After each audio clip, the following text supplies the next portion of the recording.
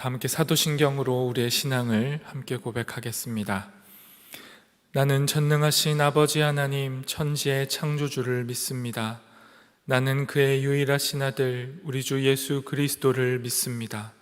그는 성령으로 잉태되어 동정녀 마리아에게서 나시고 본디오 빌라도에게 고난을 받아 십자가에 못 박혀 죽으시고 장사된 지 사흘 만에 죽은 자 가운데서 다시 살아나셨으며 하늘에 오르시어 전능하신 아버지 하나님 우편에 앉아 계시다가 거기로부터 살아있는 자와 죽은 자를 심판하러 오십니다. 나는 성령을 믿으며 거룩한 공교회와 성도의 교제와 죄를 용서받는 것과 몸의 부활과 영생을 믿습니다. 아멘. 다 함께 찬송가 268장으로 우리 주님을 찬양하겠습니다.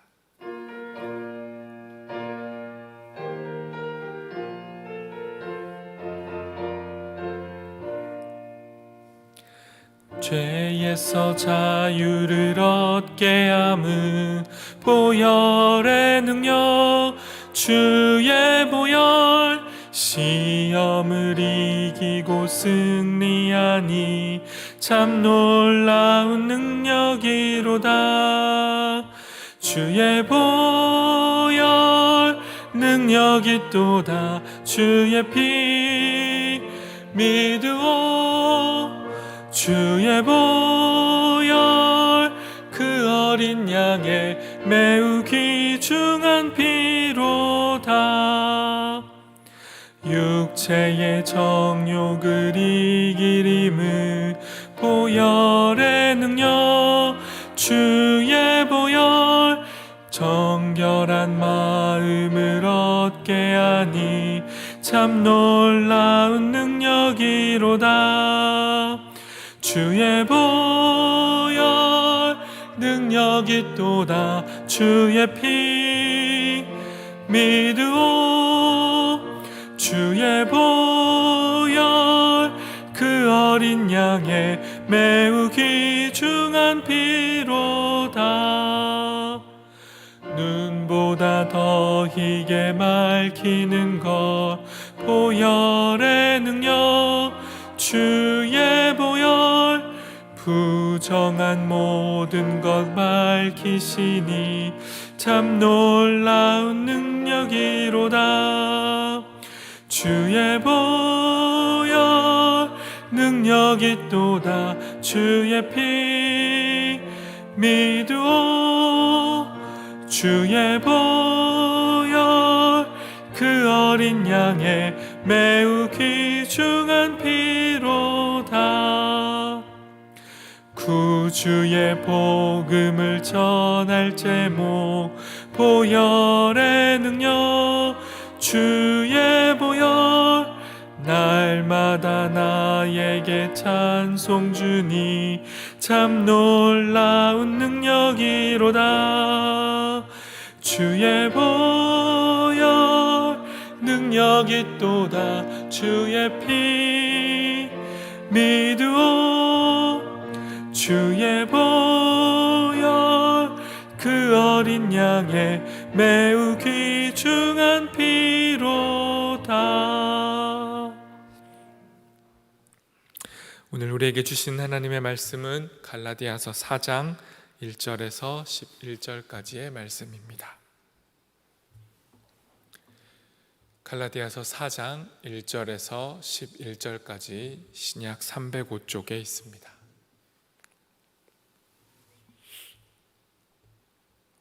저 여러분이 한 절씩 교독하도록 하겠습니다. 내가 또 말하니 유업을 이을 자가 모든 것의 주인이나 어렸을 동안에는 종과 다름이 없어서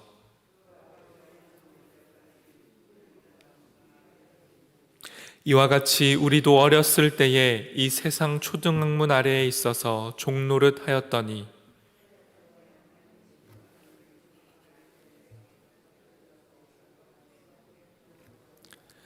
율법 아래에 있는 자들을 속량하시고 우리로 아들의 명분을 얻게 하려 하심이라.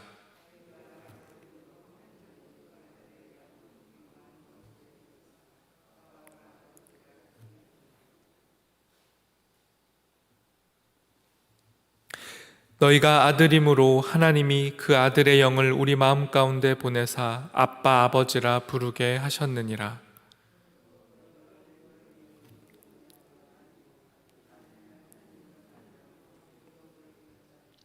그러나 너희가 그때에는 하나님을 알지 못하여 본질상 하나님이 아닌 자들에게 종노릇하였더니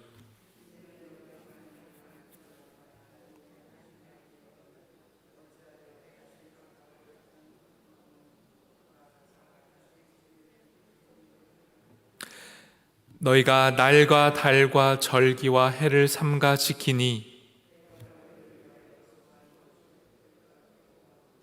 아멘. 자신이 누구인지를 바르게 아는 것은 우리 삶에서 매우 중요합니다.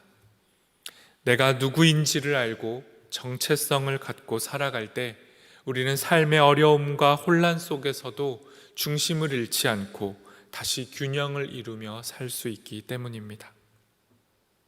그러나 그리스도인이라는 우리의 이 정체성은 우리가 스스로 노력한다고, 우리가 원한다고 해서 형성할 수 있는 것이 아닙니다. 우리를 예수 그리스도 안에서 구원하신 하나님께서 우리가 누구이며 우리가 무엇을 해야 하는 존재인지를 말씀해 주십니다. 하나님께서 우리가 누구인지를 말씀해 주실 때에만 우리는 우리의 정체성을 갖게 됩니다. 갈라디아서는 우리가 바로 믿음으로 하나님의 자녀가 되었다는 사실을 선포하고 있습니다. 믿음으로 우리는 하나님의 자녀라는 새로운 정체성을 갖게 되었다라고 성경이 말씀하고 있는 것입니다. 오늘의 본문을 함께 살펴보므로 종이 아니라 자녀로 살아가는 삶은 어떠한 삶인지 함께 보도록 하겠습니다.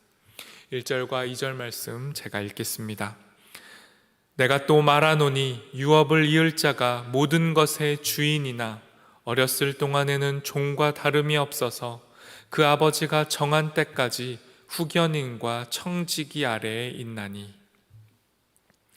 바울은 믿음으로 새로워진 우리의 신분을 상속자라고 표현합니다.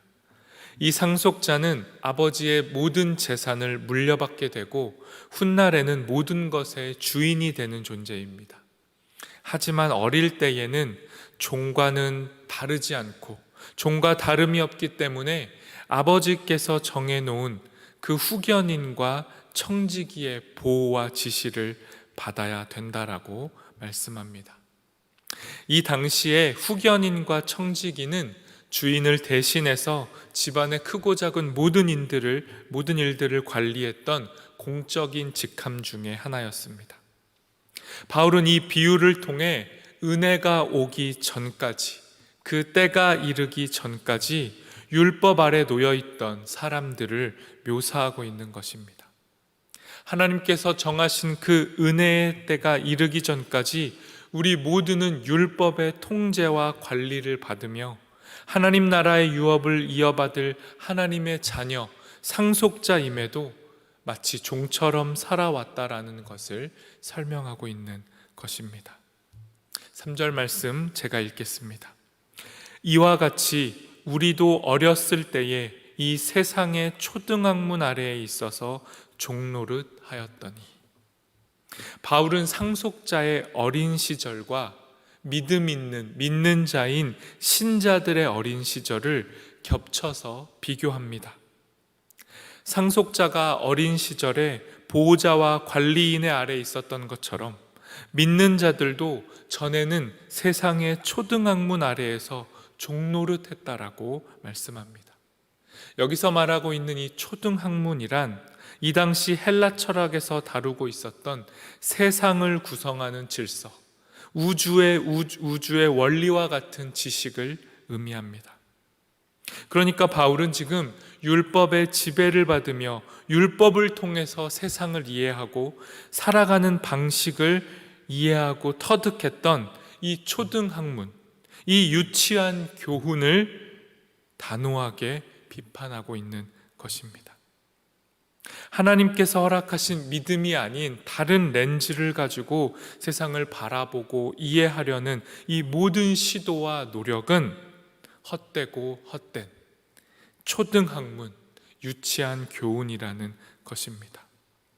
이 유치한 교훈인 초등학문은 결국 우리 삶에서 자유를 빼앗아가고 종으로 살아가게 한다라고 말씀하고 있는 것입니다. 이 초등학문 아래에 놓여서 종노릇하며 살아가고 있는 신자들의 삶을 지탄하고 경고하고 있는 바울이 이어지는 4절, 5절 말씀을 통해서 말씀합니다. 제가 읽겠습니다. 때가 참에 하나님이 그 아들을 보내사 여자에게서 나게 하시고 율법 아래에 나게 하신 것은 율법 아래에 있는 자들을 속량하시고 우리로 아들의 명분을 얻게 하려 하심이라. 이 초등학문의 지배에 놓여있던 이 어린 시절이 지나가고 하나님이 정하신 때, 바로 그 때가 찼을 때 하나님께서는 그 아들을 우리에게 보내주셔서 우리를 또 다른 하나님의 아들들로, 하나님의 자녀로 삼아 주십니다. 그런데 하나님께서 그 아들이신 예수 그리스도를 우리에게 보내주시는 방식을 바울이 무척 독창적으로 독특하게 표현하고 있습니다. 이 하나님의 아들인 예수 그리스도께서 여자에게서 나게 하셨다라는 표현은 동정녀의 탄생을 의미합니다. 다시 말해 이 아들이신 예수님께서 아담의 죄와 연결되지 않고 무죄하다라는 것을 의미합니다. 하지만 이 무죄하신 아들은 동시에 율법 아래에서 태어나셨는데요. 율법 아래에서 나셨다라는 것은 예수님께서 죄는 없으시지만 우리와 동일하게 율법의 지배 아래에서, 죄의 유혹과 권세 아래에서 태어나셨다라는 것을 의미합니다. 하나님께서는 우리에게 하나님의 자녀라는 권세를 주시기 위해 하나님의 첫 번째 아들이신 예수님을 우리처럼 율법 아래에 태어나게 하신 겁니다. 율법 아래, 죄의 지배 아래 태어나게 하셔서 그 모든 지배에서 우리를 속량하시고 구원하시고 건져내셨다라는 것이 하나님의 말씀입니다. 6절과 7절 말씀도 제가 읽겠습니다. 너희가 아들임으로 하나님이 그 아들의 영을 우리 마음 가운데 보내사 아빠, 아버지라 부르게 하셨느니라. 그러므로 내가 이후로는 종이 아니요 아들이니 아들이면 하나님으로 말미암아 유업을 받을 자니라. 율법의 지배를 받으며 살아가고 있던 우리의 자리에까지 동일하게 내려오셔서 우리를 그 죄와 율법에서 건져주신 예수님을 통해 우리는 새로운 신분, 새로운 정체성을 부여받게 되었습니다.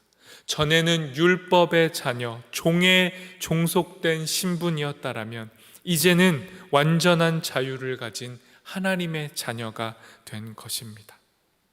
믿는 자들이 더 이상 종이 아니라 아들이라는 이 확실한 증거를 6절과 7절에서는 성령님을 통해 표현합니다.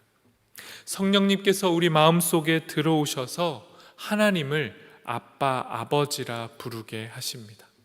죄로 인해서 전에는 완전히 분리되고 단절되어 있던 이 하나님의 관계가 하나님의 아들이신 예수님을 통해 회복되었고 그 예수님의 영이신 성령님을 통해 우리가 이제는 하나님을 아버지라 부를 수 있게 된 것입니다. 우리가 하나님을 아버지라고 고백한다라는 이 사실이 참으로 하나님의 자녀, 하나님의 상속자가 되었다라는 것을 우리에게 말씀해 줍니다. 아들을 통해, 그리고 그 아들의 영이신 성령님을 통해 우리는 새로운 신분을 얻게 된 것입니다. 8절과 9절 말씀 제가 읽겠습니다. 그러나 너희가 그때에는 하나님을 알지 못하여 본질상 하나님이 아닌 자들에게 종노릇 하였더니 이제는 너희가 하나님을 알 뿐 아니라 더욱이 하나님이 아신 바 되었거늘 어찌하여 다시 약하고 천박한 초등학문으로 돌아가서 다시 그들에게 종노릇하려 하느냐. 바울은 하나님의 자녀가 되는 이 같은 은혜와 권세를 누리고 자유를 얻었음에도 이 모든 것을 버리고 다시 율법의 종으로 돌아가려고 하는 갈라디아 교인들을 책망합니다. 하나님이 어떻게 너희에게 은혜를 주셨고 너희가 어떻게 하나님을 아빠, 아버지라 부를 수 있게 되었는지를 설명하면서 동시에 이 모든 은혜를 버리려고 하고 있는 갈라디아 교인을 책망하고 있는 것입니다. 하나님을 알게 됐을 뿐만 아니라 더욱이 하나님께서 이제는 너희를 알아주고 계신데 어찌하여 다시 종이 되어서 과거로 하나님이 없던 그 자리로 하나님이 없이 세상을 이해하고 성공하려 했던 그 자리로 돌아가려 하느냐 강하게 지탄하고 책망하고 경고하고 있는 것입니다. 바울의 이 경고는 갈라디아 교인들 뿐만 아니라 오늘을 살아가고 있는 이 시대의 모든 신자들, 모든 성도들에게 적용되는 말씀입니다. 우리 역시 하나님을 아버지라 고백하고 있지만, 그리고 하나님의 자녀로 살아가고 있지만 이것이 입술의 고백에서 멈춰버리고 우리의 모든 눈과 손과 귀와 발은 하나님 아닌 세상을 향해 다시 율법의 자리를 향해 가고 있는 것은 아닌지 우리는 말씀을 통해 우리 자신을 점검해야 합니다. 아무리 우리가 하나님의 자녀라고 고백하고 기도하지만, 그리고 우리 스스로도 하나님의 자녀라고 착각하며 살아갈 때가 있지만, 그럼에도 우리의 실상은 이 갈라디아 교인들처럼 율법의 자리로, 죄의 자리로 언제나 다시 돌아가고자 하는 그 유혹에 놓여져 있다는 사실을 우리는 기억해야 합니다. 마지막 10절, 11절 말씀 제가 읽겠습니다. 너희가 날과 달과 절기와 해를 삼가 지키니 내가 너희를 위하여 수고한 것이 헛될까 두려워하노라. 율법의 자리로 돌아가려고 하는 이 갈라디아 교인들을 향해 바울은 두렵고 떨리는 마음을 표현합니다. 날과 달과 절기와 해를 지키는 이 갈라디아 교인들, 이것은 유대인들이 때마다 지키는 전통적인 행사와 규례를 의미합니다. 율법의 완성이신 예수님을 통해 이 예식들은 더 이상 필요가 없게 되었지만 갈라디아 교인들은 다시 이 율법으로 돌아가고 있었습니다. 이것은 단지 예전에 지켰던 과거의 전통으로의 회귀를 의미하는 것이 아닙니다. 그저 단순히 전통을 지키는 것, 믿음은 믿음대로 유지하면서 삶의 방식에서 다시 과거의 행위를 반복하고 있는 정도를 의미하는 게 아닙니다. 이들이 지켰던 이 율법의 행위는 모든 믿음을 버리는 것이고 결국은 예수님을 버리는 행위였습니다. 단지 삶에서 작은 것만 타협한 것이 아니라 그 작은 타협이 모든 것을 잃어버리고 예수님을 버리는 무서운 행위라는 것을 바울은 알았기에 두려운 마음으로 갈라디아 교인들을 향해 경고한 것입니다. 바울이 갈라디아 교회를 향해 그 모든 수고와 노력을 했고 그 모든 수고와 노력이 무너지는 것을 넘어서서 신자들의 믿음이 무너지고 결국은 구원에서 벗어나게 될까, 그것이 바울의 가장 큰 두려움이었습니다. 우리는 이 바울의 두렵고 떨리는 경고를 경청해야 합니다. 이 말씀을 거울 삼아서 오늘 우리의 삶과 믿음을 점검해 보아야 합니다. 우리는 은혜 위에 터잡고 견고하게 예수 그리스도만을 의지하며 살아가고 있는지, 아니면 다시 율법과 죄로 돌아가고 있는 것은 아닌지, 진실로 복음으로만 살고 있는지, 아니면 복음 외에 그 무엇을 우리의 삶에 첨가하고 복음 아닌 그 무엇을 의지하고 있는 것은 아닌지 돌아보아야 합니다. 바울의 이 두려운 경고가 우리의 삶에 들려지기를 소망합니다. 바울의 이 두려움이 우리 안에 있기를 소망합니다. 우리 역시 우리를 속량하고 건져내신 예수 그리스도의 구원을 벗어나서 하나님의 아들이 아닌 종의 자녀로 다시 돌아가고 있지 않은지 돌아보아야 합니다. 그리고 무엇보다도 복음만을 의지해서 다시 종이 아닌 하나님의 자녀, 하나님의 백성으로 살아가는 우리 모두가 되기를 소망합니다. 이 시간 함께 마음을 모아 기도하도록 하겠습니다. 이 시간 말씀을 근거하여 두렵고 떨림으로 기도하겠습니다. 하나님, 우리 안에도 하나님께서 예수 그리스도를 통해 허락하신 그 구원의 길에서 벗어나서 다시 종의 자녀로, 종의 신분으로 율법 아래 놓인 그 종노릇하는 자리로 돌아가고 있는 모습은 없는지 우리의 마음과 우리의 행실과 우리의 삶을 비춰주시고 우리의 삶에서 그릇된 그 길에서 돌이켜서 다시 복음으로 예수 그리스도께로 향하는 우리 모두가 될 수 있도록 도와달라고 이 시간 성령님을 의지해 함께 기도하도록 하겠습니다.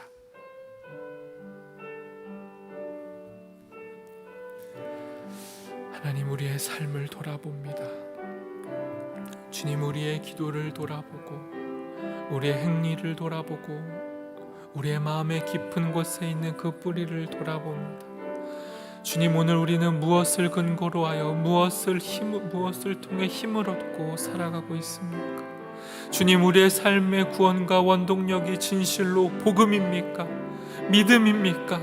아니면 주님, 이 땅을 향한 지식, 초등학문과 같은 이 땅의 견고한 그 지혜와 지식을 의지해서 살아가고 있습니까? 우리의 삶을 비춰주십시오.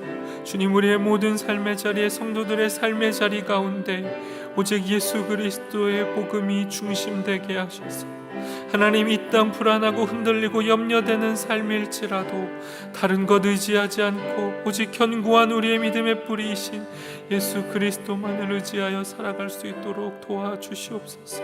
우리가 누구인지, 우리가 진실로 그리스도인의 자녀, 하나님의 자녀, 하나님의 백성임을 고백하며 우리의 신분에 맞게 우리의 정체성을 회복하고 살아가는 우리 되도록 인도하여 주옵소서.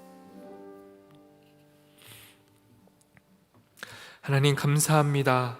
우리를 종의 자녀로, 종의 신분으로 그대로 두지 않으시고 예수 그리스도를 통해 하나님의 자녀, 하나님의 백성으로 새롭게 하시니 감사합니다. 주님의 은혜로 얻게 된 우리의 이 정체성을 잊지 않게 도와주시고 주님의 백성답게, 주님의 자녀답게 오직 예수 그리스도만을 의지하며 이 땅을 살아가는 모든 성도들 될 수 있도록 인도하여 주시옵소서. 율법으로 돌아가려 하고 세상의 학문을 의지하려 하는 우리의 연약함을 긍휼히 여겨주시고 복음에 기대어서만, 은혜에 의지해서만 살아가는 우리 되도록 함께하여 주옵소서. 예수 그리스도 이름으로 기도합니다. 아멘. 하늘에 계신 우리 아버지, 아버지의 이름을 거룩하게 하시며 아버지의 나라가 오게 하시며 아버지의 뜻이 하늘에서와 같이 땅에서도 이루어지게 하소서. 오늘 우리에게 일용할 양식을 주시고 우리가 우리에게 잘못한 사람을 용서하여 준 것 같이 우리 죄를 용서하여 주시고 우리를 시험에 빠지지 않게 하시고 악에서 구하소서. 나라와 권능과 영광이 영원히 아버지의 것입니다. 아멘.